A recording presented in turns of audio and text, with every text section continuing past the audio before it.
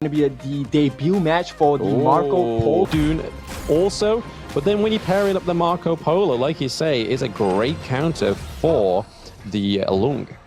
Yep, the Resplendent Revolver are going to be very useful in the team fights because not only does it stack up, it also allows you to deal true damage as a Marco. Now, his 1v1s against Lung, Petroni, is going to be a skill battle, and looks like Petroni is suffering quite a bit. Look at the damage he's taking already. Yeah, taking a bit of a beating from the early game. Marco Polo, he has the cleanse on there as well to obviously make full effect of that fevered barrage. And we've seen Lamesh again, same song and dance with the Mai Shiranui landing those trick shots as well, making sure just to get as much optimal damage as possible. We've seen a few rotations here from both of these mid lanes. More so, we see for Lady Chen trying to get a bit more farm, but it seems like Lamesh is looking for an engage into that bot lane. Yep, they need to make life difficult for Petroni. Like we mentioned in Game 1, he has essentially literally been left untouched, and they need to change that state of the game. Yeah, I mean, Petroni, right, he's always a very silent player in the very early parts of the game. Beginning, mid-game, he doesn't quite just get there, but it's generally that late game where he shines. We kind of forget that Lung is on the Gorge, and then all of a sudden it's like, oh, Lung is on the Gorge. We didn't realize. He's been playing it very silently. It's the same with the Lady Chen. Yeah, you know, and it's not a nice surprise when a Lung jumps up on you suddenly with 3 core items ready to just lay the pain down. Yeah, I mean, I wouldn't like a dragon laying it on me, to be honest. They're coming out of the sky, just like, oh, there's a dragon. Oh, there wasn't one a second ago, but we've seen a little bit of a clash here into the mid lane. We're seeing a 3v2. Okay, so we didn't get to see that. Hopefully the replay will cover that part, but Raikou getting the first blood for the side of Influence Rage. All right, everything status quo. This is the first blood. Oh my goodness, the tragic beauty. And of course, the final last hit, allowing them to get the kill onto Andy. And this is not where you want to be if you're from Leviatan, but for Raikou, this is perfect. It's only problem, right, with early levels of Dune, he doesn't have quite as much tankiness with him. The only way he has out of a team fight is his own Aruli Blade. So we just be able to Chain Blade out of there and then hope for the best. But when you're slowed, when you can't do anything, when you've just been literally attacked by 3 mages effectively, it's hard to get out of there. And really showing it, Influence Rage getting the first blood. Yep, and this is going to, or rather, this is what makes me curious, right? What kind of build does Andy go for? Because he needs magic resist. It's not going to happen now. Andy caught in between 2. Yes, Andy caught very much in the deep there. Lamesh is trying to kick back Raikou into the T1, but Andy's already taken a lot of damage. There we go. Shuangzi getting another kill. Obviously, should have really gone over to somebody else, but hey, when you're trying to claim some kills here, trying to get that early game dominance, what does it matter? Yeah, it doesn't matter because they already have a 1,000 gold lead. And Velau with the butterfly effect not only allows them to dive that much deeper, but it also allows them to continue the rotation. So you can see very active across the map for Influence Rage. Yes, Influence Rage influencing the Gorge so far, having a lot stronger early game than the game 1, really putting this same team comp but to a second notch, right? They were definitely not playing it this well in game 1. The rotations are coming through very fast and very furious. Yep, at this point, close to the 4-minute mark, which means the first neutral objectives will be spawning soon. I don't see how Leviatan is going to be able to contest this Tyrant. Growth-wise, Destru is nowhere near where he needs to be. You know, Sparkforce Jagger, he still needs the Doomsday to be able to deal with Velau on this round 2. Yeah, we can see Velau already starting the neutral objective here for Raikou and Cozy to come round, rotate, and try and take it as fast as possible. Both of these being high damaging heroes as well is just basically doing that job. Petroni just gets rotated around. He's like, hey, I can offer a few skills. We'll get it run down pretty quickly. And that's exactly what they've done there. No way in. They have gatekeeped the Tyrant. Yeah, it's difficult, right? I hate to be the one to place it like that, but Influence Rage just doing the ground and pound at this point. Leviatan, they haven't found any entry points just yet. Top lane, they're going to try on Sony, but is that really going to work out? Sony taking us a very surprising 2v1 there against Lamesh and Maxi, which was really surprising. You'd think that the damage coming through from Lamesh, from Maxi as well, was going to be enough to take down the Byron 1v2, but not quite. We're seeing a bit of an engage here. The Unbridled Rage comes through. Andy is into the thick of it. Lamesh is already pretty low. Same with Maxi. They're playing from the outside of this team fight, not actually be able to get away in there. So again, not being able to commit to that team fight is definitely showing that Influence Rage have the influence. Yep, exactly. And Vilao being at level 6, it's not really a high level, but the fact that he has an increment in the levels, the butterfly effect essentially negates the first wave of damage that comes out from Leviathan. Yeah, we can already see here some of those armor pen second tier items coming through. We have it on the Lung, we have it on the Byron as well, which is going to be troublesome for the likes of the Zhongfei and the Dune as well. So making sure that they don't take as much damage as possible, because if they do, it's going to be trouble street for them. Yep, exactly. You know what? I want to point attention. Raikou now has level 10.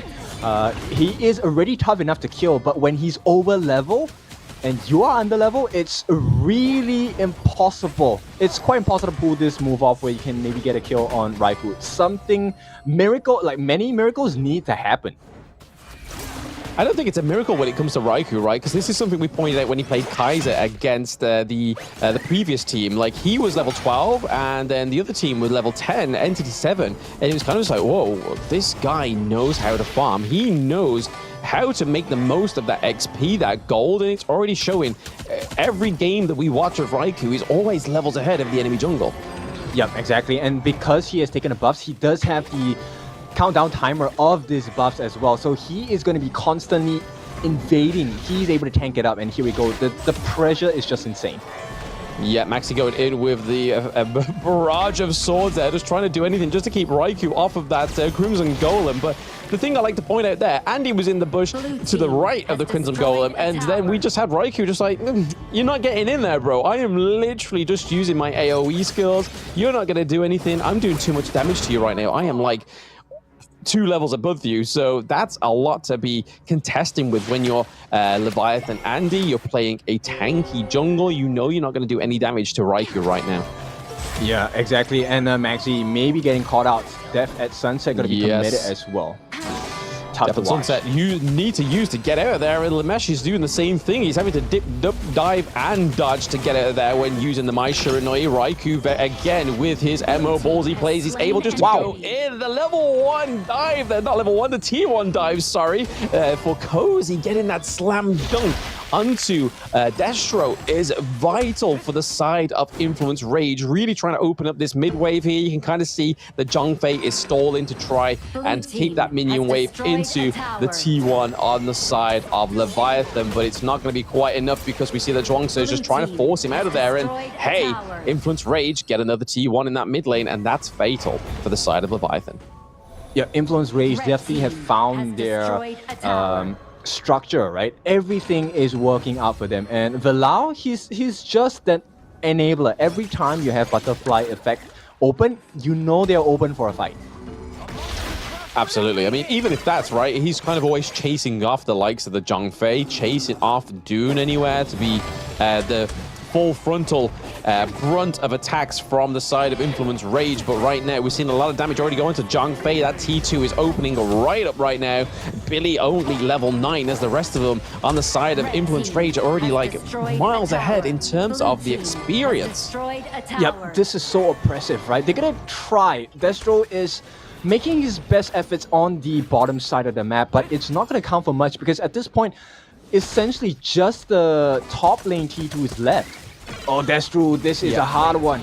Destro actually getting the one up onto Sony there into the farm lane, and they're looking to maybe take down this T1. He's playing from behind the T2, sorry, so he can try and escape, but we now see the Influence Rage are coming around Cozy, and it's so hard for him to get out of there. It is pretty much a done deal for the side of Influence Rage, picking up another kill, putting them 3 kills ahead. But look at that goal difference, Ken, right?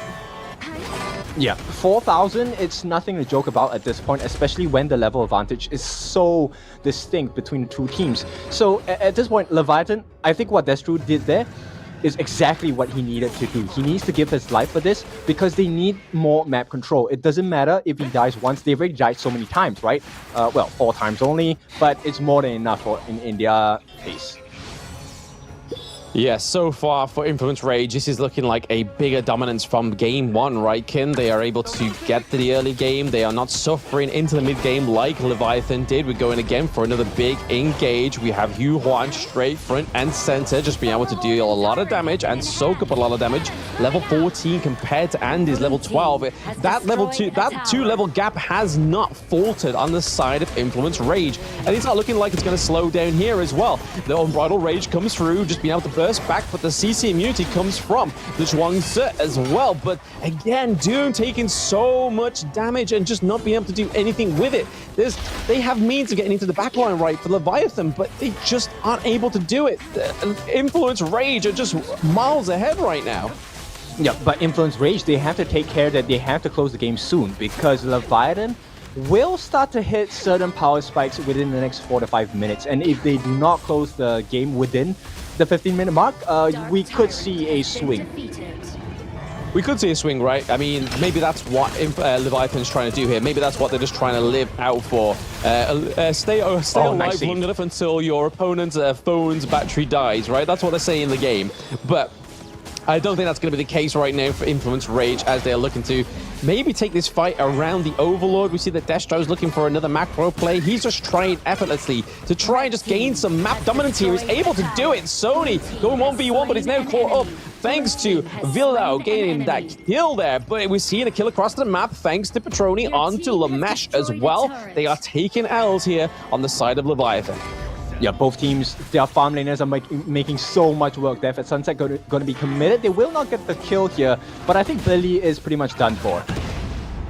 Yeah, it's kind of hard to commit that Death on Sunset when we know that Petroni has his ultimate on cooldown, right? So he's able to just use that dragon to get out of there. And there we go. Sony goes straight into the high ground turret, takes down Zhangfei. Billy is no more. High ground turret in the Clash lane is no more. Maxi is on the run. They're forcing him out of the crystal, but we still have members of Influence Rage stuck in there. Hugh1 is committed, and that's what it takes to be the best. You are committed to those kills. Minions are at the crystal. It is a 3v4 right now. They're trying their best, but Sony comes around and gets another kill. That is Cozy getting another kill for Influence Rage. They just need the minions. It's just a matter of moments for Influence Rage to basically conclude this game 2. They're doing so much damage on the Destro, even though he's in the base safe. That is going to be a game 2 take.